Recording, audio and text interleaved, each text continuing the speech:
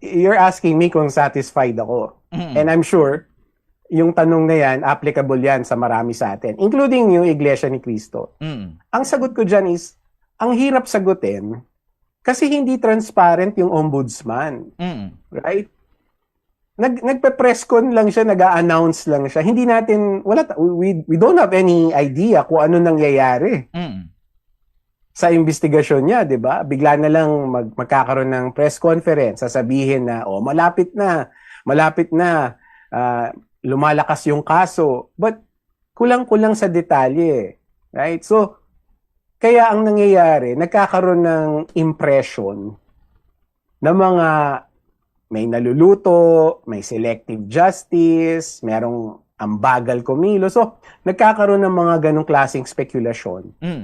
Because yung proseso itself, yung investigation itself, ay nangyayari behind closed doors. Right? So, hindi dapat ganon. Doon ako hindi sang-ayon, no? Para malaman natin talaga kung ano ang nangyayari.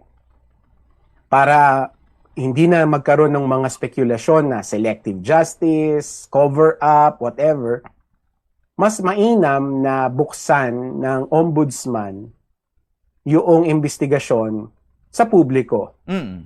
Particularly sa inyo, sa journalist, sa media.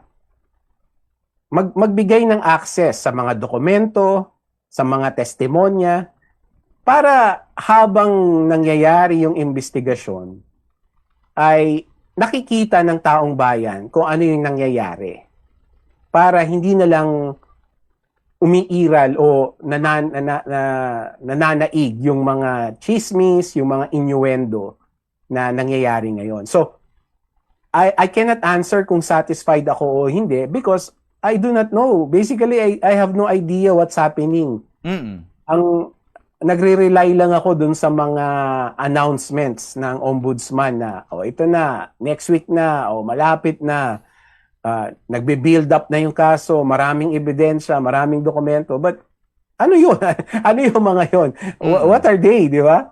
So, yun ang ko siguro, sagot ko sa'yo. The ombudsman should open the investigation to the public and give access to media sa mga dokumento, sa testimonya na inaaral nila sa investigasyon. Okay.